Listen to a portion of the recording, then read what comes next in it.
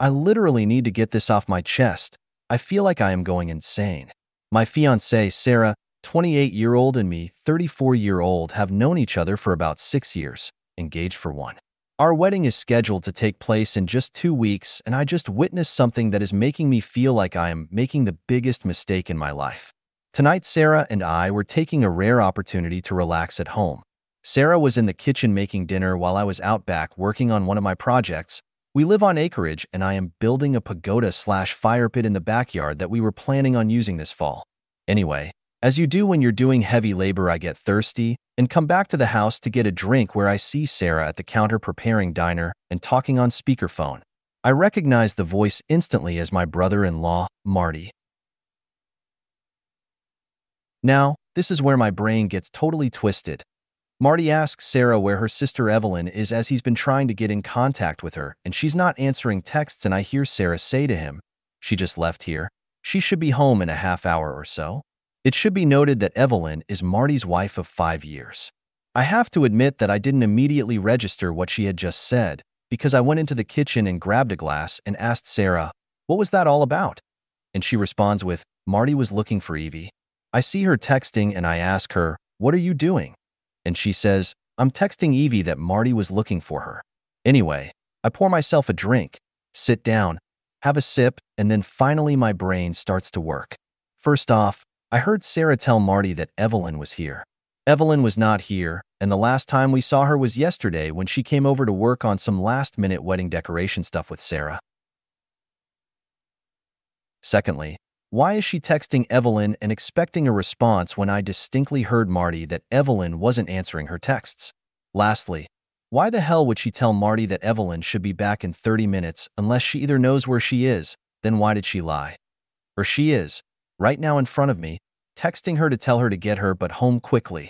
The only conclusion that I came up with is that Sarah is lying to Marty about the whereabouts of her sister, Marty's wife, and is probably warning Evie that Marty will expect her home in half an hour. I then spent probably the next 5 hours concocting various explanations for this behavior, some decent, some downright horrible, and playing them back in my head. I wanted really badly to ask Sarah about this, but at the same time, if what I think is going on, then I doubted I'd get a straight answer. Which brings me to about an hour ago. I woke up around 1 a.m. to use the toilet, and I couldn't resist the urge to check Sarah's phone. We both know each other's pins, so this wasn't a difficult thing to do. Anyway, I grabbed the phone, retreated to the bathroom and unlocked it, and yup, it was exactly what I was afraid of, and probably what most of you were expecting. Sarah's sister Evelyn has been having an affair for about 6 months with a coworker, and Sarah has been helping Evelyn cover it up for almost that entire time. There are literally hundreds of texts between them discussing it, discussing the coworker, discussing sex stuff, really embarrassing things about my brother-in-law, and probably uncharitable. Just stuff that makes my stomach churn, and here is my soon-to-be wife going along with all of it without batting an eye. I took some screenshots of the entire thread, put the phone back where I found it, and then retreated to my home office to find myself here typing it all out on Reddit simply so I can avoid the primal scream that wants to come out of my mouth right now. I am totally 100% screwed. Reddit. I cannot marry Sarah. I just cannot do it. I can't think of any reasonable excuse she could offer me about assisting her sister in this affair and victimizing not only Marty, but their 2-year-old daughter as well. On the other hand, myself, my family, Sarah and her family, have all sunk an enormous amount of money into a wedding that is supposed to happen in around 2 weeks. There is no way we are getting any of that money back. On top of that, I feel like an absolute fool. Like, how did I not know this woman was like this? And what the hell am I going to do? I can't marry her. I absolutely cannot. However, I still want to. She's beautiful and fun and kind, and I thought we had a bright future ahead of us. She's never done anything wrong to me, but I just can't see her the same now. It's like a big black stain on an otherwise beautiful picture. I just don't know how the fuck I got this so wrong, and I'm absolutely dreading doing what I know I need to do. I feel like I want to vomit or break something. Edit. Guys, you don't need to convince me to not marry Sarah. That's obvious. The wedding is off. I'm just trying to figure out my next steps and work up the nerve to do it. There's an incredible amount of pressure on me from the expectations of everyone, but I'm not going to buckle under it. I just am not relishing having to deal with the fallout, and I'm more than a little angry that I'm in this situation. Edit 2. It's 5 a.m. I have work in 3 hours, and I'm running off a couple hours of sleep. I'm going to take a shower and head into work a little early to avoid Sarah and Stu on this. Thanks to the supportive people here and a big raspberry to the dillholes who keep saying I should figure out whatever good reason my soon-to-be ex-fiancé had for this garbage. Edit 3. I got into work around 7. No one was in the office, so I decided to start pulling off the band-aid and I called my brother. He lives in Australia, so he was still up after having just put his kids to bed. It was hard breaking the news to him about this because I know he has laid out a huge amount of money for flights for him and his family to come, but to his credit as an older brother, he didn't mention it one time and just backed me up. He made a great point too. He said, totally paraphrasing, "You work in a job where you have to deal with liars and scammers day in and day out. I don't blame you for wanting to have somewhere to go where this isn't a concern." He was totally right about that, and I get now why I am reacting so strongly to Sarah's participation in this deceit. He also had a great idea. He was going to take his family down to Florida to do some sightseeing and visit the parks. Well, now the kids will be accompanied by their uncle as well. It should be easy since we were going to honeymoon there as well, and we were planning on meeting them for a bit anyway. I'll just rebook everything to be closer to him and his family, and I'll offer Sarah's ticket to either my sister or another family member. I haven't had time to read everyone's comments, but I have answered a few. Right now, I'm just sort of making myself sick by drinking cup after cup of coffee and trying to distract myself until the day gets on enough where I can reach out to Marty. Edit 4. Just did morning stand-up. My stomach is doing flip-flops from drinking about 2 pots of coffee since I got in here so early, and I absolutely cannot focus and concentrate. I feel like I can't do anything really from my side until I tell Marty what I know. So I'm just going to take a sick day and drive over to his house and see if he's around. If not, I'll call him and track him down. Marty is a teacher who is on break right now, and Evelyn works a 9 to 5 like me. So odds are good this works out. Wish me luck, Reddit. Edit 5. Got to Marty's house a little after 10 a.m. He had just put his daughter down for a nap, and we had a long, frankly brutal talk in the kitchen. Basically, he suspected this for a couple of months now, but Evelyn has been very good at covering her tracks, obviously with the assistance of Sarah and a couple of their mutual friends. I unfortunately do not have all 6 months of text messages, just a couple of dozen screenshots I sent to myself from Sarah's phone, but I gave him what I have and offered to help him however I could. I am a field analyst in the SIU department of a mid-sized insurer specializing in workers' compensation fraud, so I know a few things and a few people. Anyway, I am now working from my laptop in my almost brother-in-law's kitchen, trying to salvage whatever I can. I'm going to have to talk to Sarah this evening and get the word out as fast as I can to my friends and family now that I know I won't screw Marty over. So far, I managed to rebook most of the honeymoon, although I had a problem with the ticket because Sarah was flying under her maiden name and our carrier has a surname rule for name changes. Anyway, they did allow me to cancel and get a partial refund and rebook to my sister, who will be accompanying her 2 brothers and nieces to Florida in a couple of weeks. I'm holding off on canceling the venues until after I talk to Sarah because I don't want to tip anyone off until Marty gets his chance to confront Evelyn, but I will absolutely be letting my family and friends know this afternoon sometime and beg them to keep it close. I'm basically in a frenzy right now, canceling stuff I can cancel, and I'm heading down to the bank in a few to open a new account and getting my bills/pay sorted out. The finances, some people have mentioned them, but it should be pretty good. The mortgage is in my name since we were not married and I have the bigger income, but Sarah did contribute about $20K versus my $60K towards the down payment. I will have to probably pay her out that money and some portion of the mortgage payments for the last 16 months, but it could be worse. P.S. How come so many are confused regarding brother and brother-in-law? Edit 6. I'm going to go silent for a while. This post has already been circulating around TikTok and has gone way beyond what I thought it ever would when I was freaking out in the middle of the night. First off, I want to say something here. I do not hate Sarah. I don't approve of what she did. I frankly find it repulsive, and I'm shocked by uncovering how two-faced she can be and how she treats people, but I don't hate her.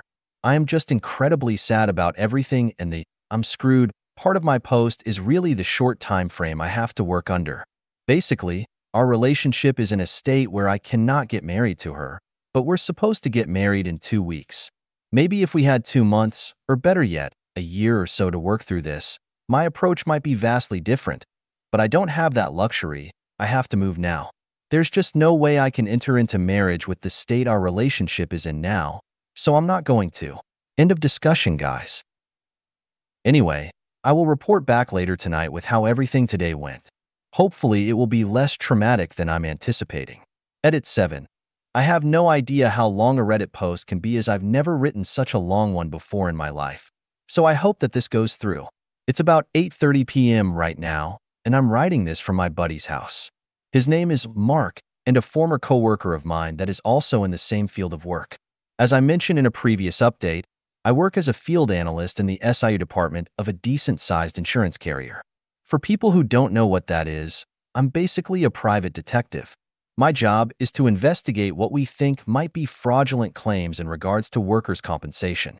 Anyway, as I kind of hinted at, Marty asked for my help in finding out who the other guy was that Evelyn was cheating on him with. All we had to go on was a name. Let's call him Jake. The first thing I did was not some major amount of sleuthing. It was basically just going through LinkedIn trying to find the guy through Evelyn's connections, but that brought up nothing, which I thought was strange. Marty had told me that Evelyn was supposed to go out for drinks tonight after work, and that she said she wouldn't be home until around 9 or 10. He didn't have to tell me what he suspected since I pretty much understood right away. I told him that I would help him, but he needed to come with me. I then contacted my buddy Mark, explained the situation to him, and had him agree to meet us later in the day. The first thing we did was drive over to Marty's parents' house so that they could watch their granddaughter. I don't know what Marty told them as I waited in the car. After that, we went to Evelyn's place of work.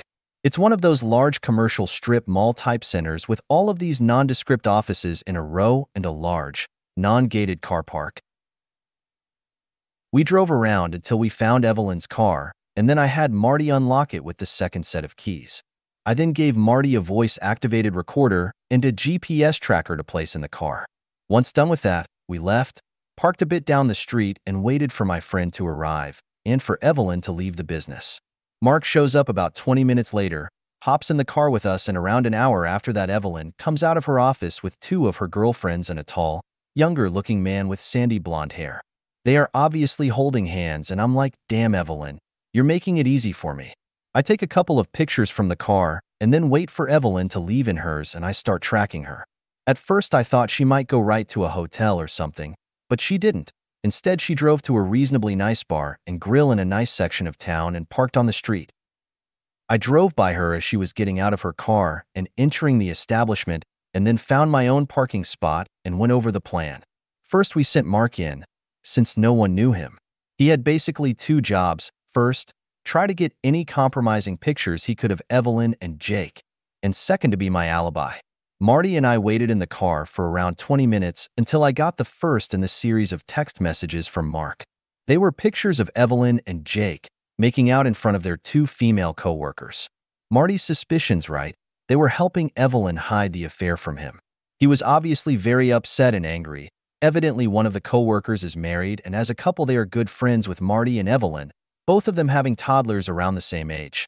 I ask Marty if that's enough for him, but he says he still really wants to know who this guy is. I try to tell him that we can find out later, but he's practically begging me at this point. So I tell him to wait, text Mark that I'm coming in, and then enter the bar myself. First thing I see is Evelyn and her crew laughing and drinking at one of those tall round tables near the front window as I enter. I stop for a moment, pretend to be surprised, and then call out to Evelyn. Evelyn, what are you doing here? She's obviously shocked to see me, and everyone around her tenses up immediately. Evelyn quickly introduces me as her sister's fiancé and says that we are getting married in 2 weeks. There are a lot of congratulations from everyone. I thank them and then stick out my hand to the blonde guy and introduce myself with my full name, hoping that he'll respond in kind. He does, and I'm a bit taken aback. He's not named Jake. I introduce myself to everyone else and then tell Evelyn that I'm here to meet a coworker. I wave to Mark and then excuse myself. Once I get over to Mark, I tell him the guy's name, and we both whip out our phones and go to work. It doesn't take long for us to find him. He's got social media profiles and a couple of court case judgments against him. Everything sort of falls into place when we find out that Jake is his middle name. At this point, I'm basically just grateful that Evelyn isn't cheating on Marty with two different coworkers. Turns out that Jake is 26, married, and has a 1-year-old daughter. This just keeps getting better. Worse? Anyway, I text Marty the guy's name, and I decide I want to push my luck and tell him to wait a few more minutes. Basically, I'm playing babysitter here at the bar. I'm totally visible to Evelyn and her crew. I can see out of the corner of my eye that no one is particularly happy about this, and my presence is really ruining the night. This is good.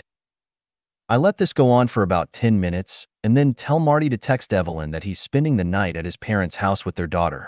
It doesn't take long after that until I catch Evelyn taking out her phone, showing it to Jake, and then everyone deciding to pack up. Evelyn comes over to me, says goodnight, and asks me if Sarah and I want to come over for dinner this weekend. I smile and say that sounds like a great idea and wish her and her coworkers a good night. Mark and I wait for them to leave, then pay our bill and hurry back to the waiting Marty. There's a bit of hesitation here because we don't know exactly what Evelyn was going to do. Like, I half assumed she might have already booked a hotel room and was heading there, which would have made everything a lot more complicated and limited what I could do. But it turns out that tonight was probably meant to be just drinks at the bar, and it wasn't until Marty decided to spend the night at his parents' that it turned into something more. Evelyn made a beeline for home, and we followed behind her way out of sight and parked down the street. It didn't take long after that until another car pulled into Marty's driveway, and we saw Jake get out, go up to the door, knock, and be greeted by Evelyn. They went inside together. Now, at this point, it's about 7:30, and I have my own stuff to do tonight, and I think that as a friend, I've done pretty much all I can do for Marty, and he can handle the rest himself. I mean, I feel bad for the guy, definitely, but I don't want to get any more involved in this drama than I already am, and being the wingman for him while he confronts his cheating wife is a bit much for me considering my situation. Marty says it's fine, that he'll do the rest of it himself. Guess he's more of a man than you thought, Evelyn. He goes to Evelyn's car, retrieves my gear, and we bid each other goodbye. That was almost 2 hours ago. I did get one text message from Marty saying it was done and he was going to his parents' house, for real this time. But my phone hasn't been blowing up, so I don't know what's been going on with Evelyn, and I've been at Mark since then. I think that basically concludes my part in Marty's story. If he was smart and listened to my advice, he was recording with his phone when he entered the house. I'll find out later. Anyway, my biggest priority now is to head home and tell Sarah that the wedding is off. She's almost 100% going to take it badly. There's no way she won't, but like I said, I just can't get married to her right now. I don't know what the future holds for us, or if we will be done with each other or not, but definitely we are not getting married anytime soon. Also, for people who keep saying, why didn't you talk to her first? Why didn't you confront her? I have to say, are you people stupid? She stone cold lied in front of me to her brother-in-law that she has known for about 10 years and purportedly thinks is a really great husband and father. Maybe you are naive enough to think that someone can lie that coldly to someone they are supposed to care about and then tell you the truth, but I'm not wired that way. Until that moment, I never had cause to ever second-guess Sarah or not trust her, but she was literally untrustworthy in front of my face, and I'm supposed to let it slide or expect her to be honest to me. I guess you don't know what it's like to have your entire view of someone shift in an instant. It's disorienting and, frankly, a bit panic-inducing. I'm actually impressed I kept my head and followed my instincts instead of pressing her right away because it led me to the truth. It would have been ridiculously easy for her to lie to me and then delete those text messages, and if she had done that, then I would never have read the horrible things she said. Never seen how she can be so duplicitous and two-faced, and never realized how little I actually knew about her. I'm going home to talk to Sarah. I'll update later to let everyone know what the final verdict is. Don't expect it to be a good one. Edit 8. Well, I had the talk with Sarah last night. It was pretty insane. I'm honestly burnt out and still exhausted even though I took another sick day and slept in until almost 11:15. Sleep deficit is real. I know everyone is thirsty for updates, but as much as it's therapy for me to write them, I am just absolutely drained, and as you may have noticed, I don't know how to be short. Just call it a character trait from my profession and the endless amount of minutiae-filled reports I've written. I will give the TLDR, and I promise to do a proper update later. Long story short, I came home to talk to Sarah about canceling the wedding and found her comforting Evelyn on the couch. I almost turned around and walked out but didn't. Words were exchanged. Tears were had. People got really angry and the cops were called. I collapsed and slept for like 10 hours and my phone is practically glowing from the heat of a bajillion unread messages and missed calls. If it vibrates anymore, I'm going to take it to Evelyn's office and charge $10 a minute to sit on it. Stuff is really up in the air. I have a lot to do today. My family already knew what was going on by yesterday afternoon, but I need to contact some friends today and get a move on other things. I'm just going to answer a couple and then bug out for a few to get stuff done. First, I am not James Bond. I am the guy that follows around the disabled construction worker to his Zumba class or skydiving lesson. I've been doing it for about 5 years, and I'm pretty good at it. Nothing I did went beyond a $50 GPS you can buy from Amazon and a tiny, tiny bit of social engineering. You might be surprised how far social engineering can get you, but whatever. Second, I am off the clock on the mysterious case of Marty and the Hobag Hobgoblin. Whatever Marty does with the info he has, including contacting the other wife, is on him. I'm not interjecting myself into this mess any more than I have. Marty is a good friend, but I have my own little world collapsing right now, and now that I don't have my moral indignation to distract me, it's becoming a bigger burden than I have been letting on. Third, I am not an aspiring screenwriter or novelist. I do, however, write a lot of reports. You have no idea. Most of my life is actually spent hunched over a laptop writing a report or transcribing statements. For every hour I spend doing fieldwork, I probably spend 10 doing paperwork or research.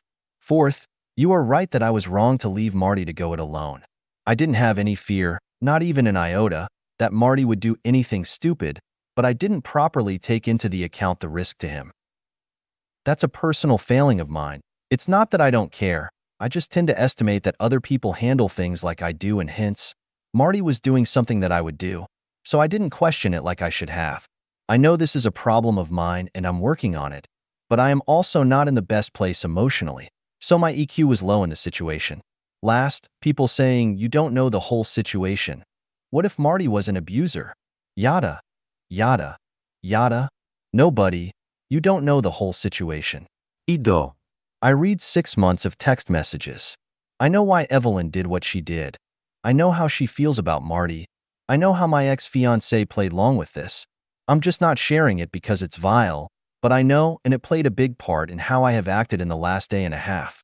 Trust me, if Sarah had done something, anything other than encouraging and egging on Evelyn, we'd all probably not be here. But she did, so we are. Anyway, that's it from me. I will try to update again in the next few days with the whole fallout, but I am probably going to be mostly off Reddit for now. Best of luck to everyone, and thank you to all the people backing me up. It meant a lot to me and helped keep me sane. Well, some semblance of sane anyway. Edit 9. I tried posting an update to this subreddit under a new post because it's freaking huge, but AutoMod keeps eating it. Unless the mods decide to recover the post, you can just check out my user profile for the next part of this messed up saga.